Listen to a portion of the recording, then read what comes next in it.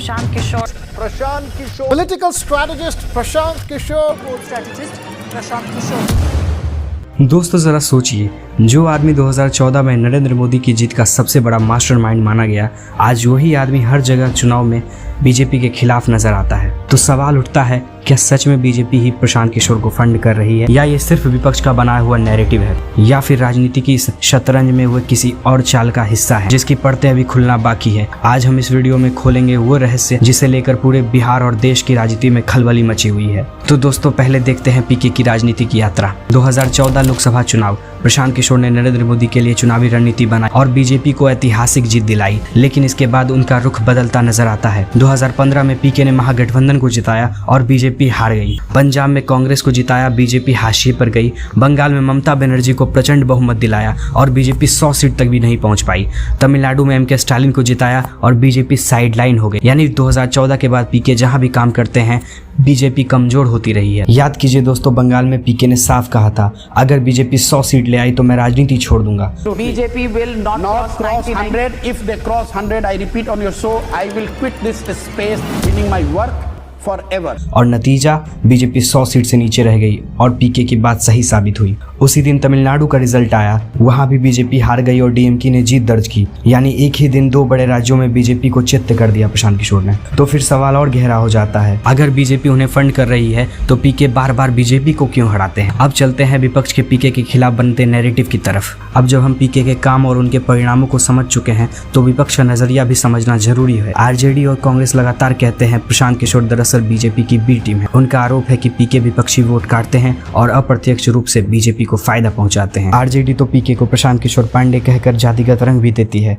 उनके नेता हर मन से कहते हैं ये ब्राह्मण है और बीजेपी के लिए ही काम कर रहे हैं। अच्छा, प्रशांत किशोर पांडे, प्रशांत किशोर, ये क्यों अपना नाम प्रशांत पांडे के इन लोग पांडे प्रशांत का तो क्या चीज है, दलाल है भाई, और कभी दलाली करता है बीजेपी का। लेकिन पीके का पलटवार भी तेज है। वो कहते हैं लालू यादव ने दलितों और पिछड़ों को आवाज तो दी, लेकिन शिक्षा और जमीन सुधार क्यों नहीं किया। इतने साल सत्ता में रहने के बाद भी बिहार क्यों जंगल राज में डूबा रहा। तो जैसा हम देखते हैं प्रशांत किशोर कभी लालू यादव की तारीफ करते हैं तो कभी आलोचना करते हैं। इसी तरह प्रशांत किशोर का रुख कांग्रेस को लेकर भी उलझा हुआ दिखता है। उन्होंने राहुल गांधी का समर्थन करते हुए कहा, राहुल गांधी कोई व्यक्ति मात्र नहीं बल्कि भारत के विपक्ष के नेता हैं, और जब वे चुनाव आयोग को पत्र लिखते हैं तो आयोग को भी उसका बिंदुवार जवाब देना चाहिए और इसका संज्ञान लेना चाहिए। यानी पीके राहुल गांधी को विपक्ष का चेहरा मानते हैं और उनकी चिट्ठी को गंभीरता से लेने की बात कहते हैं। लेकिन इसी के साथ वे कांग्रेस पर तीखा हमला भी बोलते हैं। प्रशांत किशोर कहते हैं कांग्रेस ने बिहार को सिर्फ संसद की सीटों के लालच में जंगल राज में झोंक दिया।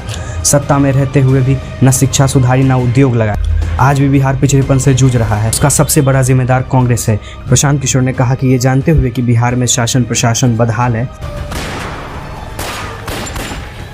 उसके बाद भी कांग्रेस ने लालू यादव को मुख्यमंत्री बनाए रखा। और इस चर्चा से सीधे हम चलते हैं प्रशांत किशोर के हालिया आरोपों की तरफ। उनका दावा है कि बीजेपी प्रदेश अध्यक्ष दिलीप जायसवाल ने किशनगंज के एक सिखों के माइनॉरिटी मेडिकल कॉलेज को कब्जा किया, लेकिन ये कब्जा बीजेपी के सरकार में नहीं बल्कि आरजेडी की सरकार के समय हुआ। यही नहीं, पीके का आरोप है कि इस मेडिकल कॉलेज से नेताओं और अफसरों के बच्चों को फ्री में MBBS की डिग्रियां दी गई। उन्होंने कहा, मेरे पास ऐसे 50 नेताओं और ब्यूरोक्रेट्स की लिस्ट है जिन्होंने अपने सगे संबंधियों के लिए इस मेडिकल कॉलेज से गलत तरह से डिग्री ली है। यानी फायदा हर पार्टी ने उठाया, चाहे बीजेपी हो या आरजेडी। और यह हमें सीधे ले जाता है मीडिया की भूमिका की तरफ। जब पीके ने बंगाल में बीजेपी के खिलाफ लड़ा तो कई लेफ्ट झुकाव वाले पत्रकार और मीडिया हाउस पीके की तारीफों के पुल बांध रहे थे। कई मीडिया चैनल तो ये तक कह रहे थे कि पीके महान है, पीके ही बदलाव ला सकते हैं। लेकिन आज वही प्रशांत को बीजेपी की बी टीम बता रहे हैं। दूसरी तरफ है गोदी मीडिया जो कहती है पीके कुछ नहीं कर पाएंगे, ये तो बिहार के अरविंद केजरीवाल है। यानी एक मीडिया पीके को 0 बताता है तो दूसरी मीडिया उन्हें बीजेपी का मोहरा कहता है। दिलीप जायसवाल वाले मेडिकल कॉलेज विवाद को मेन स्ट्रीम मीडिया ने पूरी तरह से ब्लैकआउट कर दी। ना टीवी डिबेट, ना अखबार की हेडलाइन, सिर्फ छोटे यूट्यूब क्रिएटर्स ने इस पर आवाज उठाई। और यही बात हमें ले जाती है पीके के सीधे बीजेपी और अन्य नेताओं पर आरोपों की तरफ। पीके सिर्फ आरोप लगाकर चुप नहीं रहते। उन्होंने बीजेपी के स्वास्थ्य मंत्री मंगल पांडे पर आरोप लगाया कि उन्होंने दिलीप जायसवाल से घूस लेकर NOC दिलाई ताकि मेडिकल कॉलेज को डीम्ड यूनिवर्सिटी बनाया जा सके। प्रशांत किशोर मोदी सरकार पर भी तंज कसते हैं, वोट लेते हो बिहार से लेकिन फैक्ट्रियां लगाते हो गुजरात में। और इसी तरह पीके ने कांग्रेस के नेताओं पर भी निशाना साधा। पीके ने कांग्रेस के तेलंगाना CM रेवंत रेड्डी पर भी हमला बोला। उनका आरोप है कि रेवंत रेड्डी ने बिहार के लोगों को लेकर एक विवादास्पद बयान दिया कि बिहारियों का DNA ही खराब है। पीके का कहना है कि कांग्रेस और राहुल गांधी को इसके लिए माफी मांगनी चाहिए। लेकिन विडंबना ये है, वही रेवंत रेड्डी बिहार की वोटर अधिकार यात्रा में राहुल गांधी के साथ मंच साझा करते हुए दिखे और इस पर ना लेफ्ट झुकाव वाली मीडिया ने सवाल उठाया और ना कांग्रेस समर्थक यूट्यूबर्स ने कोई वीडियो बनाया।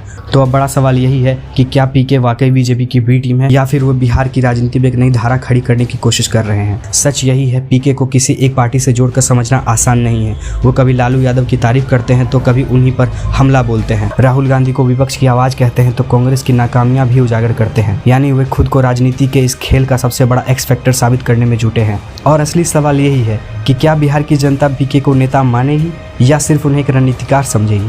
तो दोस्तों, ये थी कहानी पीके और बीजेपी के रिश्ते की, जिसमें है रहस्य, राजनीति और मीडिया का दोहरा खेल। तो दोस्तों, आप देख रहे हैं इंडिलेक्ट ऑफिशियल। बिहार की चुनाव 2025 की हर सच्ची खबर के लिए चैनल को सब्सक्राइब करें, वीडियो लाइक करें और शेयर करें। जय हिंद, जय बिहार।